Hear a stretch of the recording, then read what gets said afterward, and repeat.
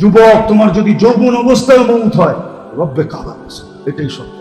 মৌতের পূর্বক্ষণ সবার বিবেকে আসবে, সবার বুঝে আসবে, সবার বুঝে আসবে। যখন পর্দাটা টাইনা দিবে, দুনিয়ার পর্দাটা টানবে, দুনিয়াটা তোমার থেকে উজ্জ্বল হয়ে যাবে, অন্ধকার হয়ে যাবে, তোমার থেকে অগোচরে চলে যাবে। আর আখিরাতটা যখন সামনে চলে আসবে, তখন কিন্তু বিবেকের পর্দা খুলে যাবে, কিন্তু ওই সময় কাজে দিবে না। এই জন্য আজকে বলতেছি, আজকে আল্লাহ করুক এই ইসলামী প্রোগ্রাম আপনাদের বুঝে আসুক। আজকে বলতেছি, আসেন আসেন, আজকে বলতেছি আসেন, মনে মনে তওবা করেন আর প্রতিজ্ঞা করেন, প্রতিজ্ঞা করেন।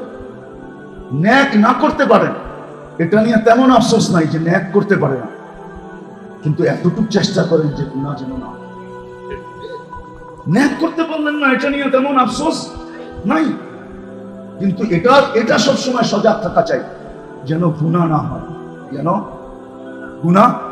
আল্লাহ তো ইঙ্গিত দিয়ে বলেই দিয়েছেন। আমি জুমায় বলতেছিলাম, আপনাদেরকে বলতেছি, হায় আমার জাতি যদি 4 মাস গুনাহ না করত, 4 মাস যদি সদ ইচ্ছায় গুনাহ না করত,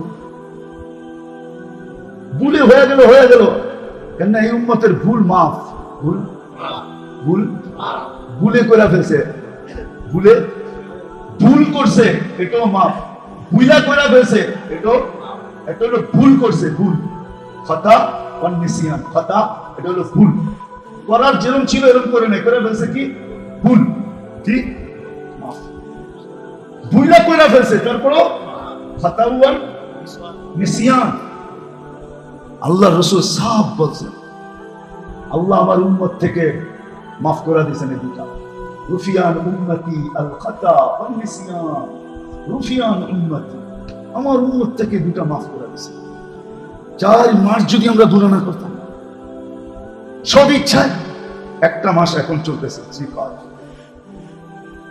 এই 4 মাস যদি গুনাহ না করতাম, জিলহজ্জা, মুহররম, রজব, এই 4 মাস হলো শাহরে হারাম, এই 4 মাস যদি গুনাহ না করতাম, কেন কোরআনে এটা রঙ্গিত আছে, ফালা তুজালিমু ফীহিন্না আনফুসাকুম, তোমরা এই 4 মাসে গুনাহ করে নিজের উপরে জুলুম করো। আমার জাতি যদি 4 মাস গুনাহ না করত, 4 মাস যদি মসজিদগুলোতে উচ্ছে পড়া ভিড় হতো, 4 মাস যদি ঘরের ভিতরে টেলিভিশন বন্ধ থাকতো, কি মরে যেতেন? ডিশের লাইন বন্ধ থাকতো, মরে যেতেন? হ্যাঁ, যদি এতটুকুই ঘরেরা বলতো যে ভাই শুধু খবর দেখার জন্য খোলা হবে, আর একটু খোলা হবে না, এতটুকু যদি করতো, যুবক যদি বলতো যে 4 মাস নেট খোলা থাকবে শুধু মেসেজ দেখার জন্য, আর কোনো আজে বাজে এই 4 মাস দেখা হবে না, কি মরে যেতে তোমরা? যদি মোটা গুনার থেকে বেঁচে যেতাম, 4 মাস শুধু রজব, জিলকাদা, জিলহজ্জা, আমার জাতি যদি 4 মাসের মূল্যায়ন করতো। আসতেছে লাইলাতুল জিলকাদা, জিলহজ আসতেছে, ওয়া লায়ালিন আশ ওয়াল ফাজরি ওয়া লায়ালিন আশ, 10 রাত আসতেছে, জিলহজের 10 রাত, 10 লাইলাতুল কদরের সমান, এক রাতের ইবাদত 1 লাইলাতুল কদরের সমান। যদি হইতো আমার জাতি এরকম যে 10 রাত্রে মসজিদে উঠছে পড়া ভিড়, কেউ এই কোনায় কাঁদতেছে, কেউ ওই কোনায় কাঁদতেছে, কেউ এই বইলা কাঁদতেছে রমজানেরটা পাইছি না পাইছি কি পাই না এটা তো জানি না, 10টা আছে, একটা পাইলেই তো 83 বছর, একটা পাওয়া হয় না, রমজানেরটা তো শুধু 1 রাত হয়েছিল, এটা তো 10 রাত্র, কেউ এইখানে বসে কাঁদতেছে, কেউ এইখানে বসে কাঁদতেছে, কেউ নিচতলায় কাঁদতেছে, কেউ দোতলায় কাঁদতেছে, কেউ ঘরে কাঁদতেছে, কেউ মসজিদে কাঁদতেছে, মা বোনরা ঘরে কাঁদতেছে। যদি আমার পরিবেশটা এরকম হতো, 10 রাত্র তো 10 লাইলাতুল কদরের সমান, প্রতিদিনের ইবাদত 1 বৎসরের ইবাদতের সমান, জিলহজের 10 দিন, কয়দিন? আমার পরিবেশটা যদি এরকম হতো, কমসে কম লাল সবুজের পরিবেশটা যদি এরকম হতো, যে জিলহজের 10 দিন 10 রাত্র ইবাদত চলতেছে, ঘরে মসজিদে বাহিরে, 4 মাস সবাই গুনাহ থেকে বাঁচতেছে, মাগরিব আর ফজরে উঠছে পড়া বীর হইতেছে, এই জন্য লেগে গেছে যিনি মুহাম্মাদুন, যার দিলে আগুন আগের থেকে লেগে গেছে, ব্যথা আগের থেকে লেগে গেছে, কিয়ামতের মাঠে যিনি চিৎকার দিতে থাকবেন উম্মতি উম্মতি বলে, যিনি মাকামে মাহমুদ পাবে কিন্তু বসবে না, শুধু হাত রাইখা দাঁড়ায় থাকবে, বৈশা দেখবে না যে ওই মাকামে মাহমুদের চেয়ার কিরকম, অনুরোধের পরেও বসবে না। আল্লাহ জানে বন্ধু বসবে না, কিন্তু তারপর অনুরোধ করবে, বসেন না। বলছে 3 জায়গায় যে ছোটে এসে বসে তো বসে, 3 চিন্তা যার মাথায় এসে বসে তো বসে কি করা। কিসের 3 চিন্তা?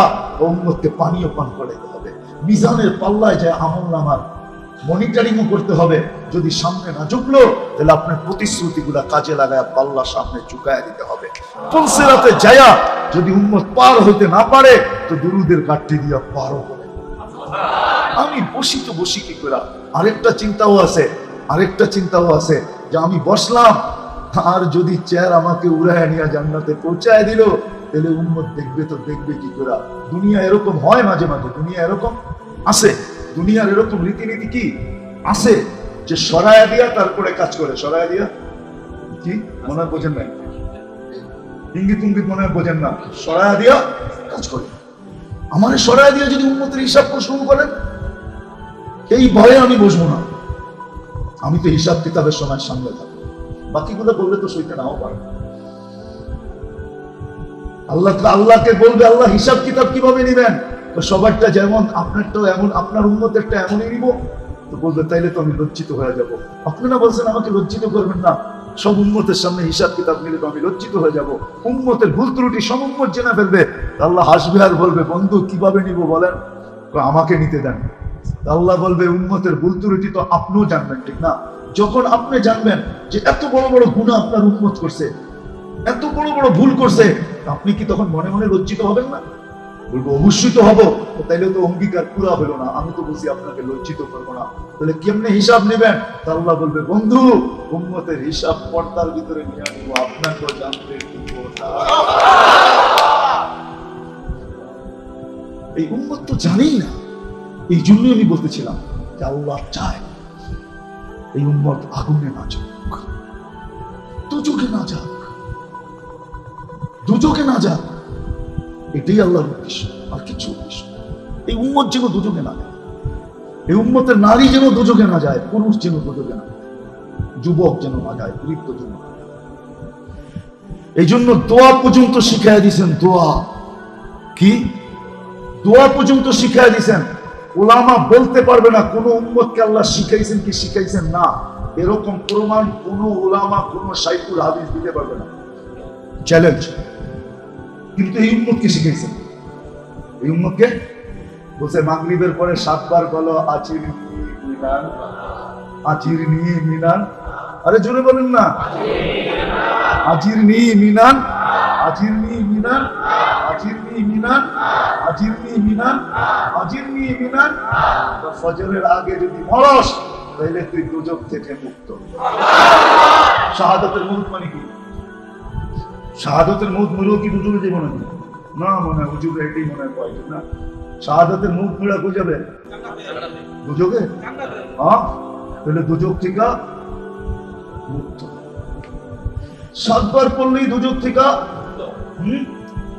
আফসোস, মাগরিবের পরে যদি উম্মত এই জন্য আসতো যে আমি মাগরিব এই জন্য পড়তে আসছি যে 7 বার পড়া ফজরের আগে মউত হয়ে গেলে আমি দুজক থেকে মুক্তি পাওয়ার জন্য ছুটে আসছি, নামাজটা পড়বো আর 7 বার এটা পড়া নিজেকে দুজক থেকে মুক্ত করে প্যাক করে বয়ে থাকবো। এই জন্য যদি মাগরিব পড়তে আসতো। যদি জিজ্ঞাসা করতো ফজরে এত মুসল্লির দল কেন, দল হবে না কেন? ফজর পুরা 7 বার আজির নি মিনান, আজির নি মিনান পড়তে দেরি, সূর্য ডুবার আগে মরলে দুজক থেকে, দুজক থেকে। এই জন্য ফজরে মুসল্লির দল। আরেকটা মনে পড়ছে, বলেই দিই, জানি না আমার জাতি মানবে কি মানবে না। অনেকদিন ধরে তো বলতেছি, কিন্তু আজ পর্যন্ত তো মানতে দেখতেছি না কাউকে। ইহুদিদের কিতাবে লেখা আছে, ইহুদিদের কিতাবে পুরা কাহিনী বলতেছি না। ইচ্ছা করলে আমার কাছ থেকে প্রমাণ নিয়ে যেতে পারেন। ওই ব্যক্তির মোবাইল নাম্বার আমার কাছে আছে। সে ফিলিস্তিনের বহুত বড় আলেম, অনেক কিতাবে পর্যন্ত লেখছে। আমার কাছে নিয়ে যেতে পারেন। তার মুখের থেকে শোনা, ডাইরেক্ট আমি শুনছি তার কাহিনী। সে এখনো জীবিত আছে। ইহুদিদের কিতাবে লেখা আছে যেদিন মুসলমানের জুমার জামাত আর ফজরের জামাত সমান হবে, জুমার দিন মুসলমানের মুসল্লির দল হয়, কিন্তু ফজরে তো দল হয় না। কিন্তু ফজরে দল হওয়া উচিত ছিল সবচেয়ে বেশি, মাগরিবে দল হওয়া উচিত ছিল সবচেয়ে সবচেয়ে। কেন? জান্নাত থেকে মুক্তি নেওয়া যায়, জাহান্নাম থেকে মুক্তি নেওয়া যায়, জান্নাতের পরওয়ানা নেওয়া যায়, জান্নাতের টিকিট নেওয়া যায়, টিকিট পরওয়ানা নেওয়া যায়, দাখিলা পত্র নেওয়া যায়। কি বলে আরে কি জানি একটা থাকে না, পরীক্ষা দিতে গেলে প্রবেশ পত্র নেওয়া যায়, জান্নাতের প্রবেশ পত্র নেওয়া যায়। মাগরিবে ডল হওয়া উচিত ছিল, ফজরে ডল হওয়া উচিত ছিল। বলেন আমি যে হাদিস বললাম কি ভুল বললাম? ওলামাদেরকে জিজ্ঞেস করেন, ইমাম নববীর উপরে কিতাব লেখলাম, আল আসকার লেখা আছে, যান ওইটা এখন নিয়ে আসেন আপনাকে, আমি এখন খুলে দেখাই। সহি রিওয়ায়াত। মাগরিবে ডল হওয়ার উচিত ছিল, ফজরে ডল হওয়া উচিত ছিল। তো ইহুদিদের কিতাবে লেখা আছে যেদিন মুসলমানদের ফজরের জামাত আর জুমার জামাত সমান হবে, জুমার মতো যেদিন ফজরে ঢল শুরু হবে, ওই দিন থেকে মুসলমানের বিজয়ের পালা শুরু হবে। আমি লম্বা করতে পারতেছি না একটা কারণে, আমাকে সবক পড়াইতে যেতে হবে। আমি এখন পর্যন্ত এক জায়গায় তো পড়াইতেছি, সব ফজরের পড়াই, আরেক জায়গায় পড়াইতে পারতেছি না, এখন পর্যন্ত যাই নাই। এইখান থেকে আজকে প্রথম জায়গায় পড়াবো, এই জন্য আমি একটু তাড়াতাড়ি যেতে চাইতেছি আর কি। যদিও আপনারা 9টা পর্যন্ত আমাকে টাইম দিচ্ছেন, কিন্তু এত লম্বা করতে পারতেছি না, শুধু এই কারণে হজে চলে যাবো, সবক না পড়াইলেও অসুবিধা, ইফতেতাই করতে পারি না এখনো এক জায়গায়। এই জন্য আমি একটু কথাকে গুছায় নিয়ে আসতেছি। তো আল্লাহ আমাদেরকে দুজকে দিতে চান, যদি চাইতেন তাহলে এই ব্যবস্থা কেন করতেন?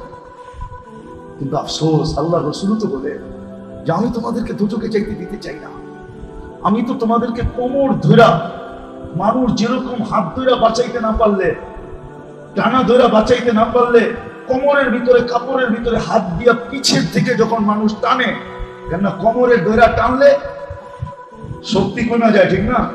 যে টানে সে একটু বেশি পায়, ঠিক না? আমি তোমাদেরকে কোমরে ধরা বাঁচাইতে চাইতেছি, আর তোমরা পতঙ্গের মতো করতে চাইতেছ। আমি তো তোমাদেরকে বাঁচাইতে চাইতেছি, তোমরা পতঙ্গের মতো করতে চাইতেছ। আসেন মেরে দোস্ত, আসেন নিজেকে দুজক থেকে বাঁচান। আল্লাহ চায় না। এই জন্যই আমি একটা দেখাইলাম, এরকম 56টা দেখানো যায়, 56টা। কয়টা? এই উম্মতের শাহাদাতের প্রকার হলো কয় প্রকার? 56 ভাবে এই উম্মত শহীদ। হয়তো ওলামারা মানতে নাও পারে, বললেন এতটা তো কোনোদিন শুনি না, আমার কাছে প্রমাণ আছে, দরকার হলে রয়েছে, আমি আপনাকে পাঠায় দিব। 56 ভাবে উম্মত শহীদ হবে। কয়ভাবে শহীদ হওয়া? মানে দুজক থেকে আল্লাহ বাঁচাইতে চায়।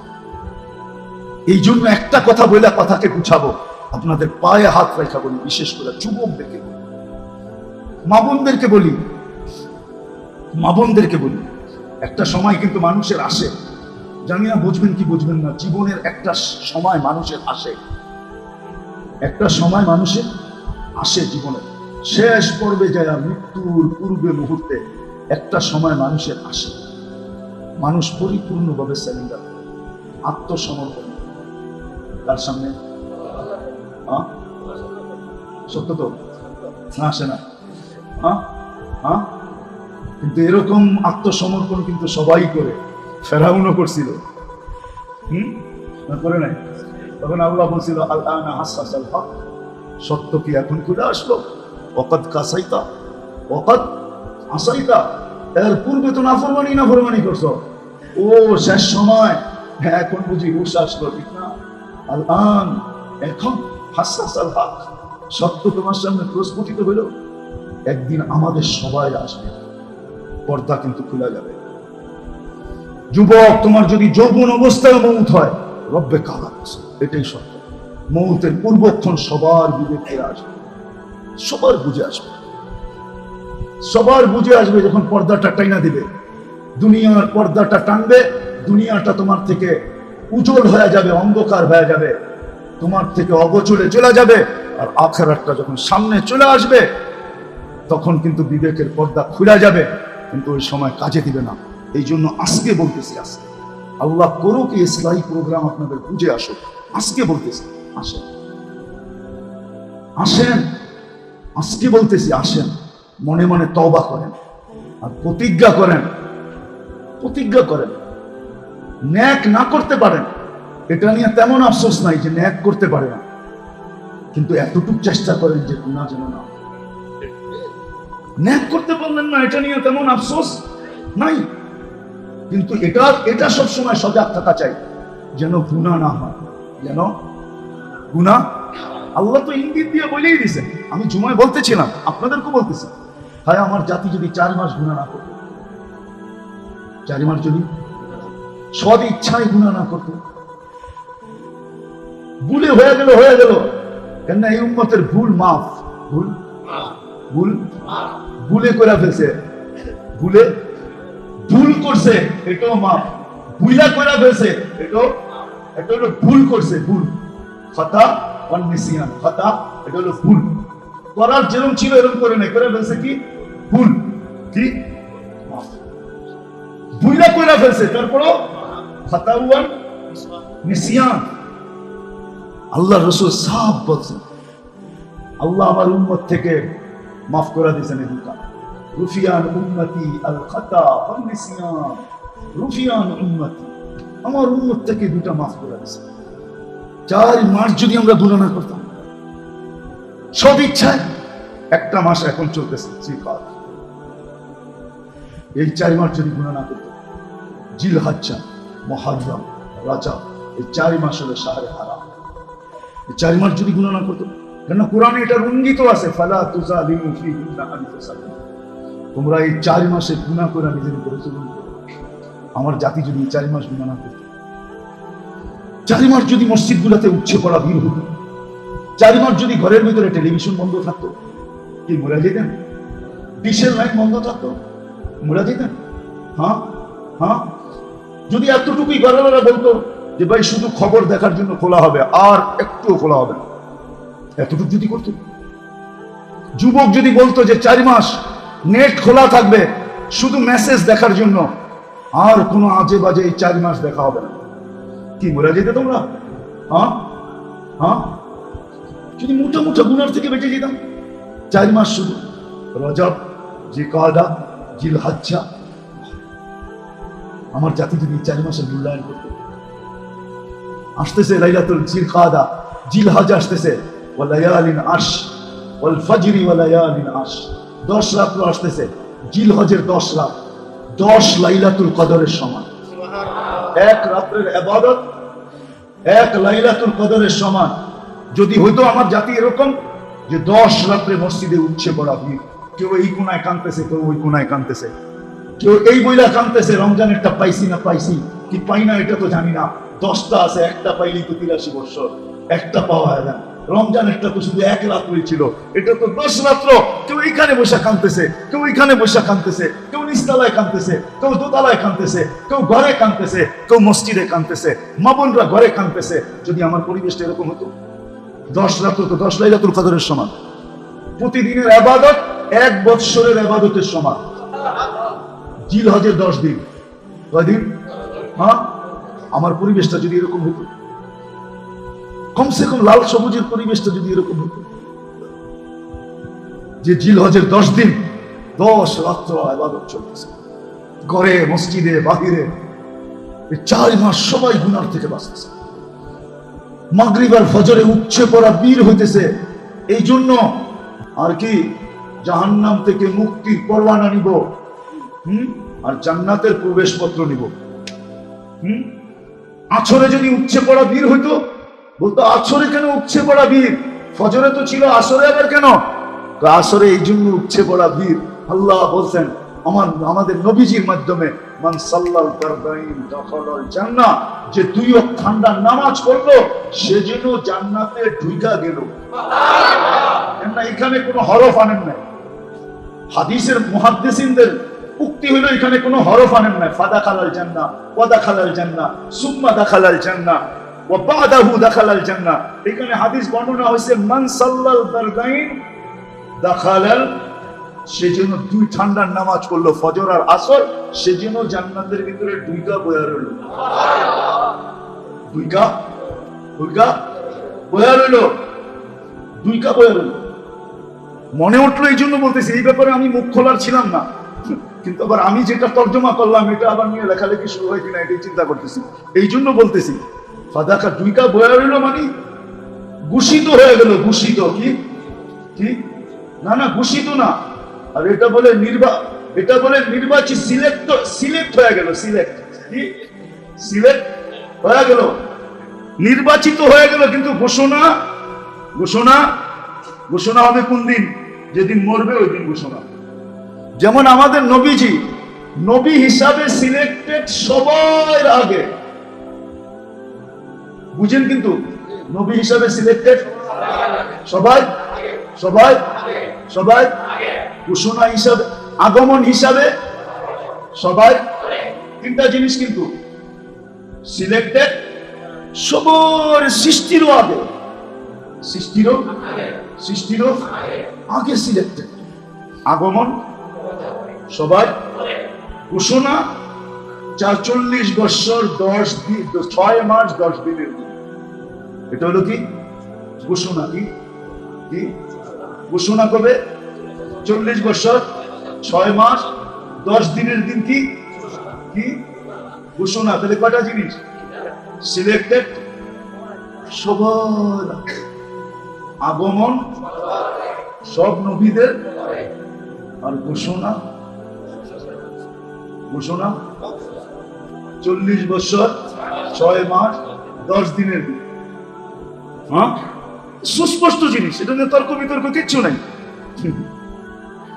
উর্দুতে একটা প্রবাদ বাক্য আছে, লড়কি ও বম হ্যায় जो ससुराल में जाके फटती है। লড়কি ও বম হ্যায়, যে উর্দু বুঝছেন, তর্জমা এটা হবে না।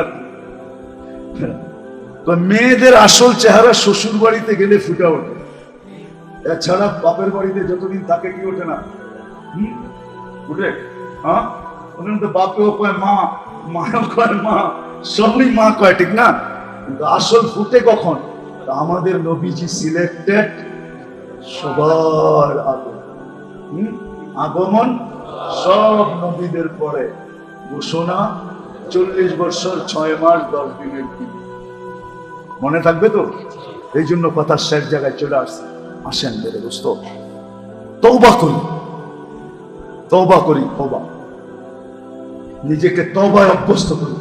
এই মাসটা কিন্তু তওবা কবুলিয়াতের মাস। একটা ইঙ্গিত দিলাম, কেননা জাবালে রহমতের দিন, জাবালে রহমতের কাছে আদম আলাইহিস সালামের তওবা কবুল হয়েছেন জিলহজ মাসে। জিকাদা শুরু, আয়োজন শুরু হয়েছে জিকাদায়, কবুল হয়েছে আয়োজন শুরু হয়েছে জিকাদায়, আর ঘোষণা হয়েছে জিলহজে। ঘোষণা হয়েছে কবুলি, তওবা কবুলের মাস। এই 2 মাস কিন্তু তওবা কবুলের মাস। এটা আদম আলাইহিস সালামের জীবনী দেখলে ইঙ্গিত পাওয়া যায় যে এই 2 মাসে তওবা কবুলের। এই জন্য 2 মাসে বেশি বেশি তওবা আর নিজেকে গুনাহ থেকে বাঁচায়। জান্নাতে যাওয়ার ছোট ছোট যে পদ্ধতি আছে আমি দেখায় দিলাম আপনাদেরকে, ওলামাদের থেকে শিখেন। আলহামদুলিল্লাহ আপনাদের এখানে মাদ্রাসা আছে, আলেম আছে, হক্কানি কিতাবও দেখলাম উপরে রাখা আছে, এদের কাছ থেকে শিখেন যে সহজ পদ্ধতি কি। আমি জান্নাতে যেতে চাই, দুজক থেকে বাঁচতে চাই, আল্লাহ হিম্মতের জন্য সহজ করছেন। করবেন তো ইনশাআল্লাহ? করবেন তো? বাকিতে না নগদে? এখনই করবেন? কে কে করবেন দেখি?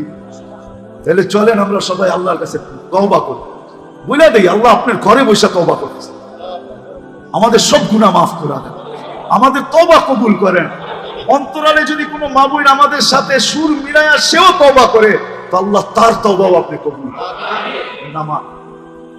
বাকি আজকের থেকে কমসে কম, এই জন্য তো আমি বলি আমার জাতি যদি 2 ওয়াক্ত 3 ওয়াক্ত নামাজ পড়তো তাইলেও তো হয়ে যেত।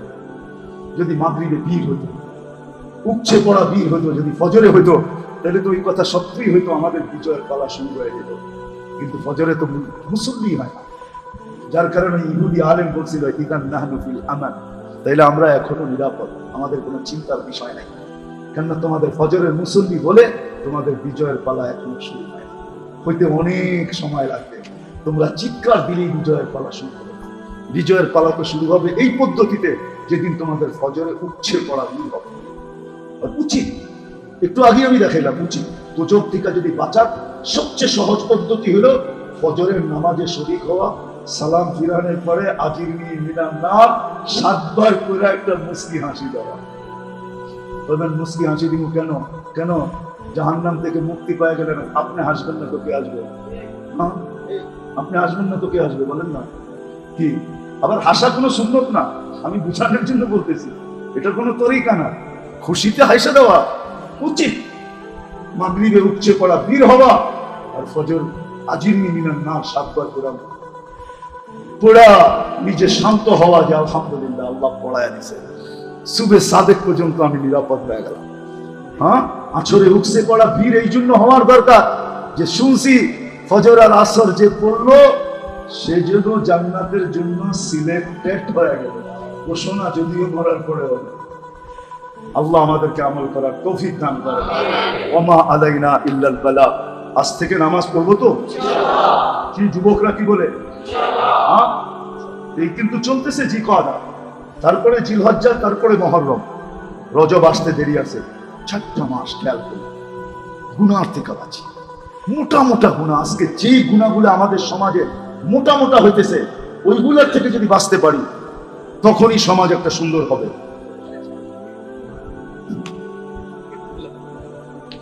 বাকিগুলা তো রইলেই। ফজর এশা তো এই জন্য পড়া, ওই সময় উচ্ছে পড়া বীর এই জন্য থাকা উচিত।